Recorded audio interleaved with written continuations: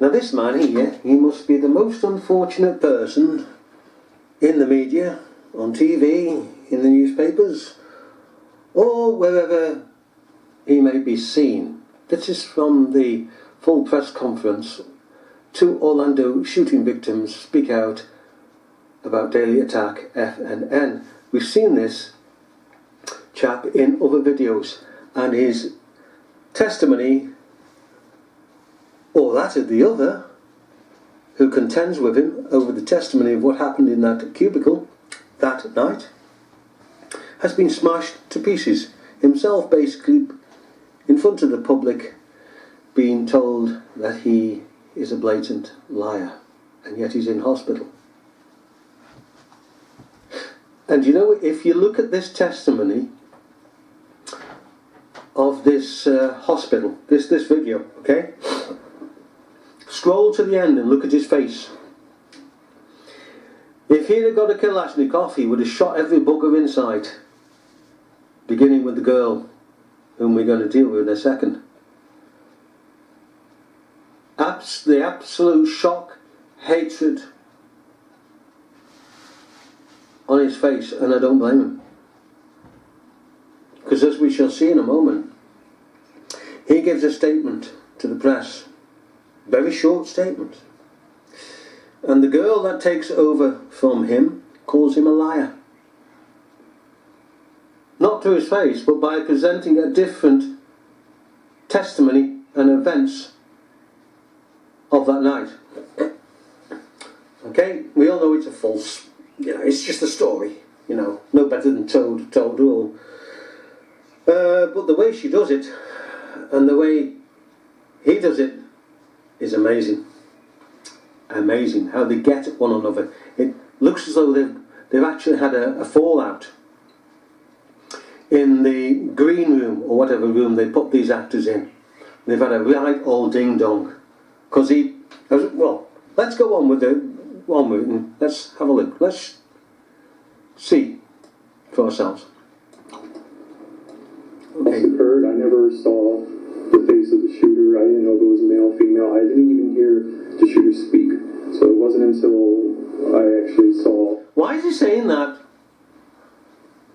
Why is he saying that? He's not been asked any questions. Why did he include that into his testimony? On the television, what the shooter actually looked like.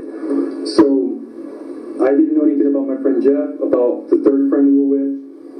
So he'd never heard the gunman speak.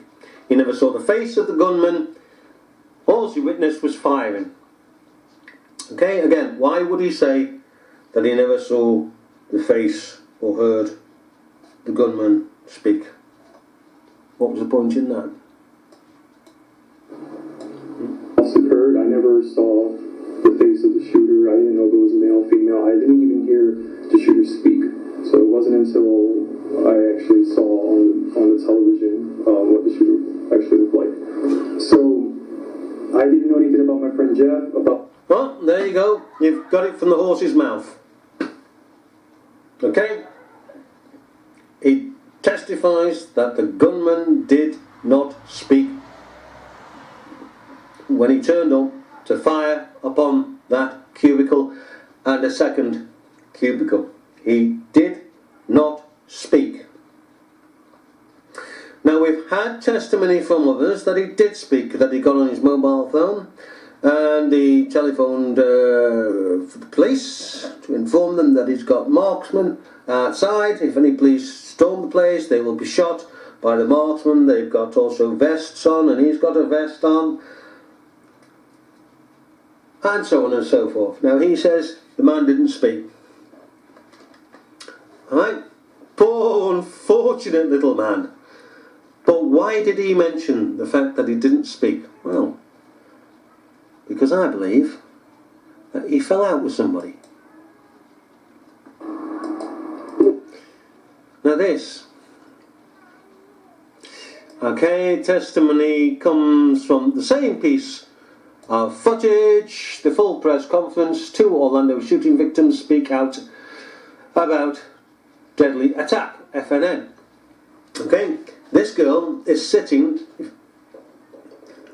right next to, well, just close to the guy who has just spoken. What does she have to say? And she's an arrogant bitch. And bitch is the right word. She is a bitch. A real bitch. I tell you, man, whew, wouldn't want to deal with that smoke git. Oh. Injured at the time, like I got shot in my leg, and it was actually pinned under the person who was laying right next to me. So it was very painful, and we laid there for hours and hours, hoping that someone came and got us, and hoping that the police would come through at that point in time and just like save us all. But throughout that period of hours, the gunman was in there with us, and he actually made a call to 911 from in there. Everybody could hear who's in the bathroom who survived. Classic. Why did she say everybody could hear him of those that survived?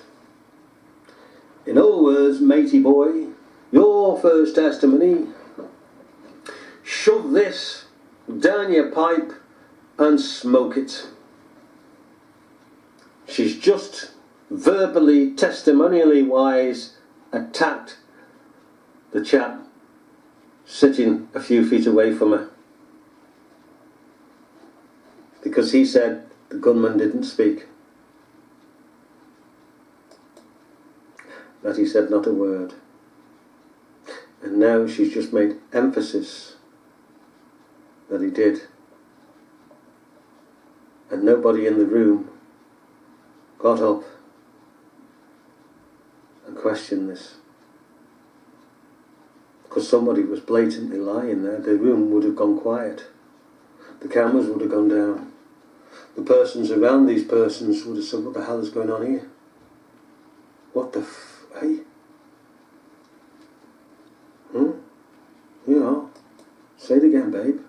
Come on. The gunman was in there with us, and he actually made a call to 911 from in there. Everybody could hear who's in the bathroom who survived. See? He's in with us. So don't mistake anything, boys and girls, that it wasn't away from us, but he was in with us, and everybody that survived heard him make the call. In other words, this guy down here is a lazy... Well, he's a fecking liar, isn't he? She might as well have stood up and said he's a fecking liar, pointed to him. He's a fecking liar. Don't believe that fecking bit of shite. That's what she's just picking said.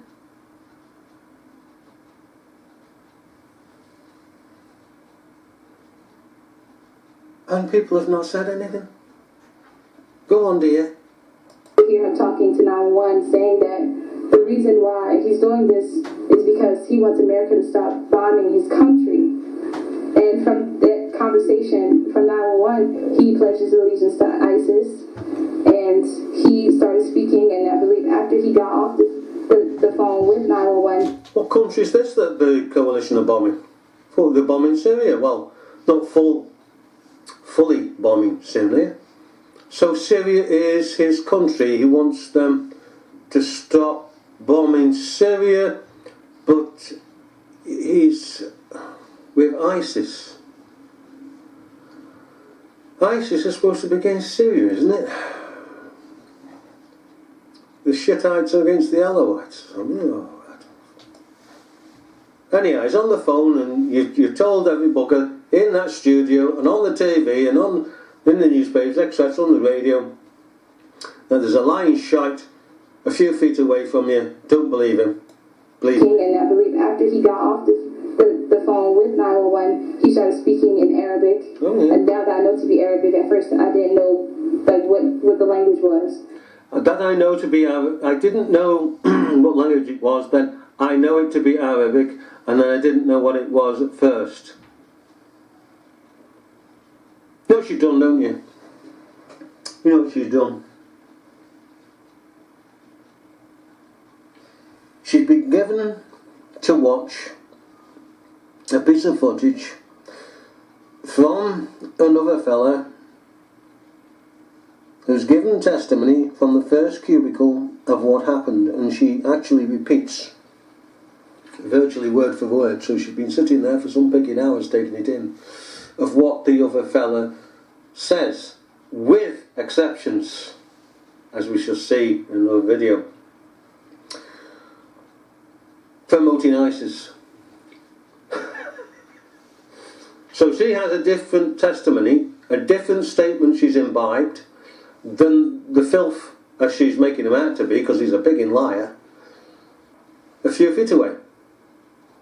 Carry on. Come on. And after that, he even spoke to us directly in the bathroom. He said, "Are there any black people in?" You see, again, she makes the emphasis even more poignantly now that he spoke to us. She's telling every bugger he's a fucking liar down there. That twat is a fucking liar. Isn't anybody going to do anything? He's a fucking liar.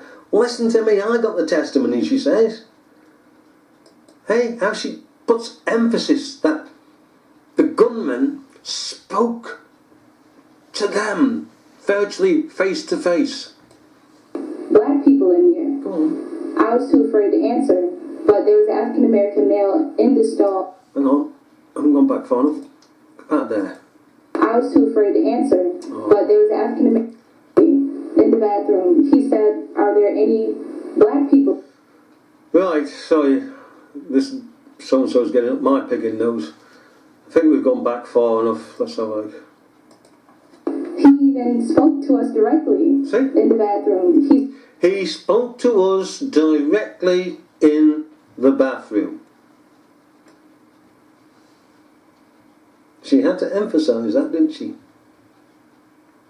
She didn't say, well, he just cried out, but he spoke to us directly. She chose the word. Spoke to us directly in the bathroom. He said, "Are there any black people in here?" I was too afraid to answer, but there was an African American male in the stall where most of my body was, majority of my body was, had answered. And he said, yes, there are about 6 or 7 of us. And the gunman responded back to him saying that, you know, I don't have a problem with black people. This is about my country. You guys suffered enough. And he made a statement saying that it wasn't about black people. This isn't the reason. I tell you what, I would love to have been there afterwards when these got out of these chairs. I'd love it. Do you know, I'd love to have been a fly on the wall. By heck. I bet he went for her with his big hands. You disgusting bitch, he would have cried out. You bitch, you lying bitch, showing me up on TV like that, you bitch. You're calling me a liar, you're implying I'm a liar. You're making out I'm a liar, you bitch. You just mind all my statement, you bitch. Oh, there'll be some... I bet you that as soon as the pigging out of sight, he'd have got up and went for her. Literally went for her. By heck, you should see his face. We'll try and get his end of the this testimony up in the next video, let's say. You should see his face. He just wants to kill her. She has really, really got it in for him. Really got it in for him. And you know, the sheep will sit there and they'll go, ooh, it's all true, it's all true. Is it? Just one point before we go. Aside from the fact that 200 to 300 party goers, club goers, disappeared, and the mixture of them, you know, the lesbians and the drag queens, etc. Ever noticed that their diction is perfect? That they're well-to-do? That they always introduce God? Don't they? In all the American footage of false events, there is a promotion of God, because the government wants to see others that it is a God-fearing nation. It's godless, just like the UK. That it's an affluent country and a well-educated country. So you won't get a Mrs. Moggins coming along with a fag in her gob and curlers in her hair. Here, look, here, badum. Hey, what are you? With teeth missing. Hey, you've all got nice sets of teeth, you notice. And oh, now you see they've now focused in on this creation of a gay club being under attack because Muslims are against Sodom. Well, they call them sodomites, don't they? Under attack from Muslims. You see? And of course you have to bring in ISIS. And we keep on and on and on, and I would still love somebody to tell me how they can prove ISIS exists, because it does not exist until you can prove it exists. This is attributed to ISIS. We know it's a fake. So another one marked up as a fake for ISIS. So ISIS is doing bugger all. So how can it express itself as existing if everything attributed to it is fake? Hey? Huh? Isn't it? It's like having a pigging tree. You go down the garden centre, get a pigging tree, and the fella says it's an apple tree, alright, or pear tree, or plum tree, and you stick it in the ground, and it produces bugger all but flowers. It's not what it was portrayed to be. It doesn't matter if the pigging fella says it's a plum tree, apple tree, pear tree, whatever. If it doesn't produce the fruits, it's not the tree. ISIS hasn't produced the fruits of terrorism, therefore it cannot be ISIS. It's a piece of pigging fiction. And the more they push and push and push the name of ISIS, the more and more the lie comes home to be true. That people see it instantly as being a true organisation when it doesn't pigging exist. It's about let's put it this way. Let's put it this way. If you're down into Egypt, all right, when Egypt eons ago, Egypt ruled that part of the world. You'd have all these gods, even in Greek culture, you'd have all these gods, right? And people would believe, absolutely believe, in these gods. In Zeus, in Thor, in Isis, in fact. They believe in them. And to their minds, there were at times war in the heavens. The gods didn't exist. But to their minds they existed. Because they were taught that they existed. And it's the same here. We are being taught that these terrorist organisations exist. And we believe them to exist. Just as much as the ancients used to believe that the gods existed. And there was war with the gods. And this god pushed up a boulder up this mountain. And if he tired, it would fall back on him and crush him. And all the big rest of it. Absolutely, utterly ridiculous. It's no difference. And that makes us as pig ignorant as the boys down those eons ago. And people laugh at these ancients believing in this tin pot god and that tin pot god and this other tin pot god, and yet we're no different. We're no different. We're believing in tin pot terrorists that don't exist. we're no different. We'll come back to these two, and really and truly, I'd love to be, wouldn't you? Wouldn't you love to be there behind the scenes whilst there's a boxing match going on, and he's thumping her and she's thumping him, and